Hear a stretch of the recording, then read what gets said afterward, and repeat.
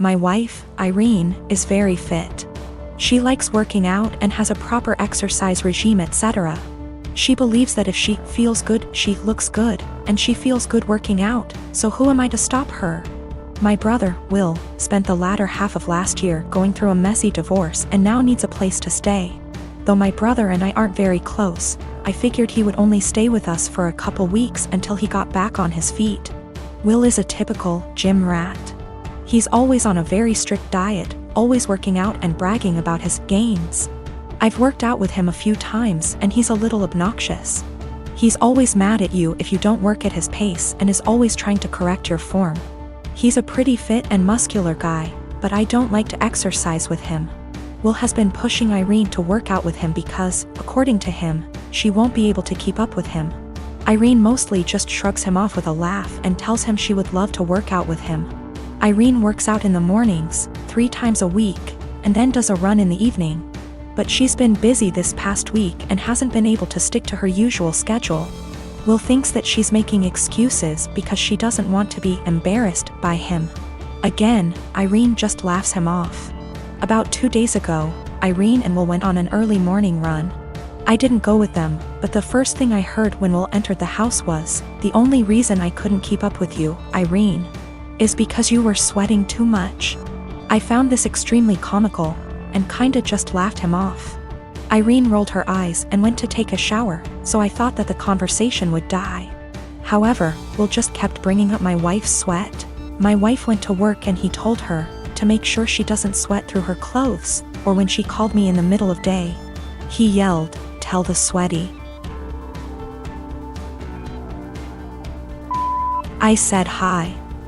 Of course, the comment aggravated me and I told him to knock it off and stop acting like a child. I thought that was the end of it, but he just kept going. By the end of the day, I was tired of his comments, but Irene seemed rather unfazed by them. When she served him food, he made a comment about her sweating into the food. At this point, I was at my wit's end and I told him to stop acting like a slow, referring to his running pace, loser, and eat his food.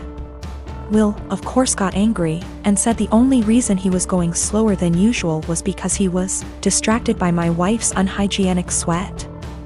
Irene looked a bit offended by this, and I told Will that I would kick him out if he made another comment like that. He's been super pissed ever since. I jokingly told this story to a mutual friend and they agreed with Will. Maybe I shouldn't be so harsh. I didn't expect this amount of responses. I've decided to kick him out. He will be staying at a nearby hotel now. My wedding was September 21st, 2019. We had a fairly decent-sized wedding. My cousin, on my stepdad's side, we are not close whatsoever. And her boyfriend have only been dating not even 6 months at this point. I've met the guy once before my wedding and he never shows up to any family functions. We're all having a great time at my wedding. My husband and I are mingling with guests while everyone dances. The next thing I know is my cousin's boyfriend asks the DJ for his mic and goes to the center of the dance floor saying he has an announcement to make and calls my cousin over. So, I rush over and say, "Nope, no one is getting engaged during my special day, especially during my reception. You can get engaged later tonight but not right now. It's my day. Thank you for understanding," and I go to walk away. My cousin starts puffing and my aunt, her mom, starts yelling at me and calling me an entitled brat. It causes a huge fight and they all end up leaving.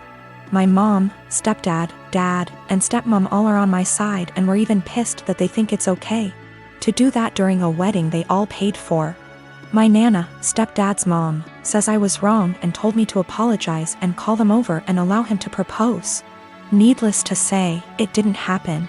Flash forward to Christmas. It was terrible. My stepdad's entire side were rude and ignoring my husband and I. And of course, guess what happens? My cousin and her now fiancé announced their wedding date, September 21st, 2020. I'm beyond pissed and so not planning to go. It's my damn 1-year wedding anniversary. My family is upset that they would do that to piss me off for not allowing them to get engaged during my reception.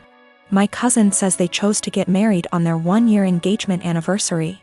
Either way, regardless of the real reason, I'm still upset. Of course, my Nana is super excited. About 5 years ago, my now estranged daughter, Edie, cheated on her boyfriend, Brad, and got together with a guy, Ken. He quickly started isolating her from family and my husband and I from her kids. Brad had moved back to his home state devastated after the breakup. I discussed red flags her. I let her know we are here for her and concerned. Her and Ken suddenly took off and moved to another state. For 5 months, my husband and I worried about her and the kids as we had see at all with them. One day CPS showed up at our door with the oldest child. He was obviously injured from abuse that was reported by the school. We had no idea they had moved back to the area. We agreed to take them in. The next 20 months were traumatic, complicated, emotional, and difficult for everyone. Through it we re-established a relationship with the older child's dad, Dan. Daughter failed to comply with her plan and remained with Ken. Dan worked hard to get custody of his child and he gave Edie scheduled weekly phone calls. She called oldest child 2x nothing since. We agreed to permanent custody of youngest. In the process, I put aside the hurt Edie caused and agreed to scheduled weekly phone calls and supervised visits in person when schedules allowed. Legally, any or no contact is at my sole discretion. Ken was not allowed to interfere //attend. Edie quit calling //scheduling visits after 3 months. I reset the call schedule to 1 month. No calls.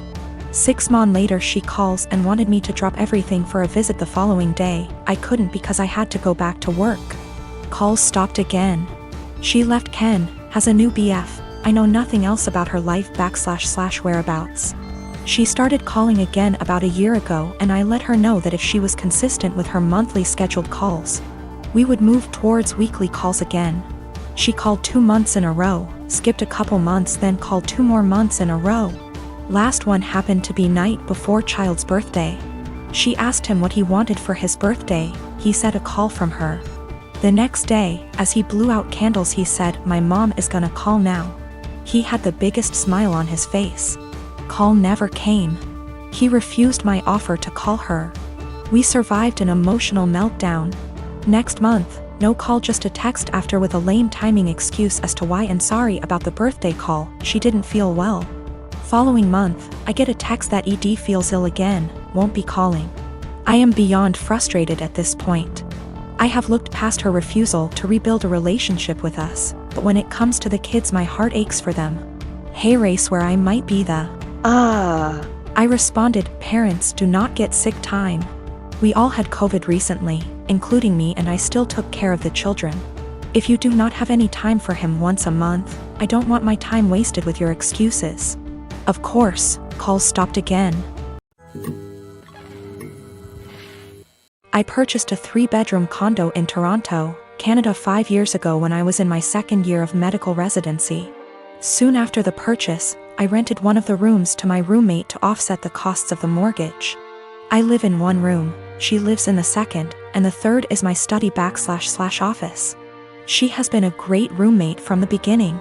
We aren't necessarily friends, as in we don't do things together for fun, but we get along exceptionally well. The entire roommate /tenant relationship has gone swimmingly up until recently. A couple of weeks ago, my roommate broke the news to me that she is pregnant. The father was a fling of hers, who does not want anything to do with the child. My roommate has decided she wants to keep the child anyways, and raise it on her own. To me that seems like a huge challenge, and I admire her for it.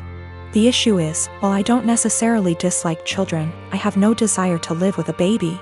While the condo is a fair size, I will most definitely be woken up by the babies crying at night.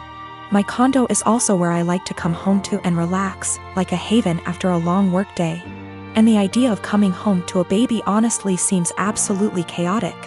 Especially since this isn't my own child. I.e. one that my girlfriend and I decided to have / was mentally prepared for. As difficult as it was for me to do this, I told her essentially what I've written here. And that it would be best if she finds somewhere else to live. I am not rushing her out or anything like that. I have given her 6 months notice. since any later than that will come too close to the birth. She was honestly quite taken aback by this, and thought that I was being cruel. Her primary concern is that rent has gone up substantially in this city since she signed on with me. I haven't increased her rent since she moved in, so she's essentially paying 2015 rent. She works as a waitress, and will likely need to find a lesser apartment to keep within the same budget. A couple of other considerations are that she was out of work while restaurants were closed. But I did waive her rent for that period. All of the furniture is also mine, aside from her bedroom, so she would need to figure something out on that front as well. Aside from all of the child expenses. I understand her position, and I feel horrible about the situation, but I honestly can't do it. I haven't been able to give life much thought lately, as work has been quite busy. Firstly, I have a friend in real estate, and I'm going to see if they can help her try to find some affordable listings. Secondly, as I don't plan to take on another tenant after her, and can afford to do this anyway, I have decided I'm going to waive her rent for the remainder of the tenancy. This will hopefully give her a bit of a boost to get on her feet. I consulted an attorney to be 1000% sure, and this is perfectly legal. Since I live in the unit, the eviction laws are much more lenient. Her baby will become a toddler, and a toddler eventually becomes a school-age child. Will it really be any better to do this later on? When I came home from work today, I told her that I wanted to discuss the overall situation. Before I even began, she actually apologized to me for how she spoke to me, and for expecting that I would be okay for her to raise her child here. I told her that her apology is totally unnecessary, as her reaction was completely understandable considering the uncertainty of her future. I then told her that I would waive her rent for the REMA.